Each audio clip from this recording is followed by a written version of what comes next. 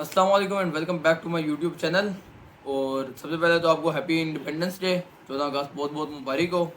और आज से 76 साल पहले हमने इस पाकिस्तान वतन को ले लिया था और अब हम इधर ही हैं। खैर, मुझे लग रहा था कि 1000 सब्सक्राइबर्स मेरे हो जाएंगे 14 अगस्त को, तो 14 अगस्त वाली वीडियो में मैं 1000 सब्सक्राइबर्स का थैंक यू कर रहूँगा, लेकिन ऐसा सिनेरियो नहीं हो सका। लेकिन चलें, इट्स ओके। अगर हर तमन्ना पूरी हो जाए तो दुनिया में फिर हम जन्नत में जाके क्या करेंगे। तो कभी कभी कुछ चीज़ें होती हैं जो हसरत रहे तो बेहतर होता है। आज नहीं तो कल इंशाल्लाह पूरे हो जाएंगे, कल नहीं तो परसों हो जाएंगे, कभी ना कभी हो जाएंगे अगर आप लोगों ने साथ दिया तो ये बात है। लेकिन अब आते हैं आज के टॉपिक की तरफ। आज का टॉपिक है हमारा बैरियर यूनिवर्सिटी की मेरिट लिस्ट कब लगेगी। एक तो इस बात पे बात करेंगे और एक दो और इंटरव्यू पे बात कर लेंगे, तो एक दो चीज़ें थोड़ी सी डिस्कस कर लेते हैं। अब जो बैरियर यूनिवर्सिटी इस्लामाबाद की मैं बात कर रहा हूँ, बैरियर यूनिवर्सिटी इस्लामाबाद की वेबसाइट पे लिखा हुआ है कि जो मेरिट लिस्ट है वो 15 को शो होगी, लेकिन मेरिट लिस्ट 15 को शो नहीं होगी, वो 17 को शो होगी। इसकी क्या वजह है वो भी मैं आपको बताता हूँ। क्योंकि 15 को और 16 को अभी एंट्री टेस्ट होंगे, ठीक है। तो ये जो डेट्स 1 2 3 4 दिन ऊपर नीचे हो जाएं, इससे इतना मसला नहीं होता और ये हर यूनिवर्सिटी में हो जाती है, तो ये एक नॉर्मल सी चीज़ है। तो मतलब 15 वाले जो थे 15 को नहीं अनाउंस हो रही, क्योंकि 15 को भी टेस्ट होगा और 16 को भी टेस्ट होगा। अगर 15 को अनाउंस हो जाए तो 15 और 16 वालों की वो अलग से नहीं लगाते, ठीक है। अब मेरिट लिस्ट का क्या हिसाब है, जब मेरिट लिस्ट लग जाती है तो उसके बाद दूसरी तीसरी लगती है। इसका क्या सिनेरियो होता है, इसका सेम एयर वाला सिनेरियो है। जब तक आपकी सीट्स अवेलेबल हैं तब तक मेरिट लिस्ट लगती रहती है। मैं आपको बताता हूँ। अब अगर एक प्रोग्राम में 100 बच्चों को उन्होंने एडमिशन ऑफर किया है और उनके पास 100 सीटें हैं, तो उनमें से अगर 50 ने कंफर्म कर लिया तो बाकी कुछ 50 ऐसे भी होंगे जो किसी और यूनिवर्सिटी में चले जाएंगे, किसी और फील्ड में चले जाएंगे, या उन्होंने ये जो फील्ड इधर रखी है एज ए सेकेंड फील्ड रखी है, या बैरिया को सेकेंड चॉइस रखा है। तो ऐसे भी लोग होते हैं कुछ, और हर यूनिवर्सिटी के साथ इसी तरह होता है। कुछ लोग एयर में अप्लाई कर रहे होंगे, उनकी कोई और फील्ड होगी, कोई कहीं और जाना चाह रहे होंगे, तो वो इस तरह हो जाता है। तो फिर जो सीट्स बच जाती हैं उन पर सेकेंड मेरिट लिस्ट लगती है, फिर इसी तरह थर्ड मेरिट लिस्ट लगती है, और ये तब तक चलता रहेगा जब तक आपकी सीट्स फुल नहीं हो जाती, ठीक है। अब हम बात करते हैं बैरिया के इंटरव्यूज़ पे। बेसिकली बैरिया के इंटरव्यूज़ का इतना सिनेरियो कुछ भी नहीं है, कोई बहुत हार्ड एंड फास्ट और वो थोड़ा मुश्किल वाला सीन नहीं होता। बैरिया यूनिवर्सिटी का ये है कि जब आपने अप्लाई करते हुए जो आपने डॉक्यूमेंट्स अपलोड किए थे, वो आपको ओरिजिनल डॉक्यूमेंट्स लेके यूनिवर्सिटी जाना पड़ता है, ओरिजिनल, ठीक है। तो बेसिकली ये जो होता है ये आपकी वेरिफिकेशन होती है आपके डॉक्यूमेंट्स की, और जब आपके डॉक्यूमेंट्स की वेरिफिकेशन होती है, अगर आपके पास कोई ओरिजिनल नहीं है तो वो फिर आपको कहेंगे कि आप ओरिजिनल लेके आओ। तो ये एक इस चीज़ का ध्यान रखना कि आपने ओरिजिनल लेके जाना है और वो उसको वेरीफाई खाली करते हैं, ठीक है। तो वेरीफाई करके आई गेस आपको वापस दे देते हैं, क्योंकि आपके ओरिजिनल डॉक्यूमेंट्स होते हैं। तो उसके बाद आपसे अगर वो क्वेश्चंस कर भी लेते हैं तो आपसे आपका थोड़ा इंट्रोडक्शन वगैरह ले लेंगे, फिर आपने जिस फील्ड में अप्लाई किया है उसके बारे में थोड़ा सा पूछ लेंगे। और ये भी मस्त नहीं होता है, वो सारों से पूछेंगे, किसी ना किसी से पूछ लेते हैं।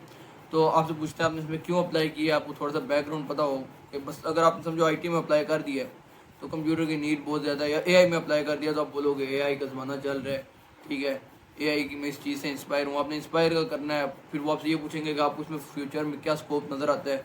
तो इस तरह की 3-4 चीज़ें आप फील्ड रिलेटेड पूछ लेंगे, और आपका जो एकेडमिक हिस्ट्री है उसके बारे में पूछ लेंगे, कहाँ से पढ़ा है क्या नहीं पढ़ा। तो बस इतनी सिचुएशन है, कोई बहुत ज़्यादा इतना मसले वाली बात नहीं है। ऐसी कोई चीज़ नहीं है कि आपको वो इंटरव्यू की बेस पे रिजेक्ट ही कर देंगे। तो इतना ज़्यादा सिनेरियो नहीं होता, वो एक तरह की फॉर्मेलिटी होती है। अगर आपने एडमिशन लेना है तो आप एडमिशन अपना कंफर्म करोगे, और उसके बाद यही सिनेरियो है। अब इसके बाद क्या होगा, उसके बाद आपके कुछ मेरे से और क्वेश्चन आ रहे थे, तो उन क्वेश्चन को मैं आंसर करना चाहूँगा। जैसे कि मेरे से पूछा जा रहा था कि बैरिया का अपना हॉस्टल है या नहीं है। तो बैरिया गर्ल्स के लिए Bairia Fatima hostel I guess, boys का मुझे एग्जैक्टली अभी नहीं पता। तो वैसे अगर आपको इस्लामाबाद में बैरिया और एयर के पास आसपास जिधर हॉस्टल्स की अगर कोई वीडियो देखनी है तो वो भी चैनल पे मौजूद है, तो आप वो भी देख सकते हो। उसमें मैंने करीब हॉस्टल्स, उनकी प्राइसिंग वगैरह, उनका क्या सिनेरियो है वो भी सारा बता दिया वीडियो में। और उसके बाद मेरे ख्याल से यूनिवर्सिटी आपकी स्टार्ट हो रही है मंडे से, स्टार्ट होगी मेरे ख्याल से 18 सितंबर से, लेकिन 16 सितंबर को वीकेंड की कुछ क्लासेस होंगी, यानी कि सैटरडे की क्लासेस होंगी। अब एक मेरे से बच्चे और कुछ क्वेश्चन पूछ रहे थे, वो कह रहे थे कि इधर क्या IT डिपार्टमेंट कैसा है, CS डिपार्टमेंट, AI डिपार्टमेंट कैसा है। तो इसको मैं इस तरह आंसर करूँगा कि अब डिपेंड करता है कि आप कौन सी यूनिवर्सिटी से कंपेयर कर रहे हो, क्योंकि हर यूनिवर्सिटी की कुछ बहुत अच्छी फील्ड होती हैं, कुछ नॉर्मल होती हैं। तो अब बैरिया की जो बहुत अच्छी फील्ड है उनमें BBA आता है, ठीक है, उनमें बिजनेस की फील्ड आती हैं, उसमें मीडिया साइंसेज आता है, उसमें मैरीटाइम फील्ड आती हैं। लेकिन उसका मतलब ये नहीं होता कि इनकी कंप्यूटर की डिग्री या कोई और डिग्री है वो वैसे ही है, क्योंकि वो भी डिग्री प्रोग्राम पूरे पूरे हो रहे होते हैं। लेकिन अब ये जो आपको क्वेश्चन है ना कि ये फील्ड कैसी है, ये डिपेंड करता है कि आप इसको कंपेयर किससे कर रहे हो। अगर आप एयर से मेरे से पूछो कंपेयर करके कि बैरिया की एआई या कोई भी कंप्यूटर फील्ड कैसी है, तो मैं आपको कहूँगा एयर की ज़्यादा अच्छी है। और अगर आप कंपेयर कर रहे हो बीबीए को, तो मैं आपको कहूँगा कि बीबीए बैरिया का ज़्यादा अच्छा है। ठीक है, तो कंप्यूटर फील्ड कंपैरेटिवली अगर एयर से आप कंपेयर कर रहे हो तो बैरिया से एयर की अच्छी है। लेकिन अगर आप इसी को कंपेयर कर रहे हो मैं कहूँ नमल से, तो आई गेस एआई कंप्यूटर से के जो डिपार्टमेंट्स हैं वो मेरे ख्याल से, मेरी पर्सनल ओपिनियन है, बैरिया में बेटर है। क्योंकि बैरिया में कुछ इस तरह की लैब्स हैं जो एनसीसीएस के अंडर भी आती हैं और भी सारी चीज़ें हैं, तो मुझे लगता है कि बैरिया की उस लिहाज से बेटर होंगी।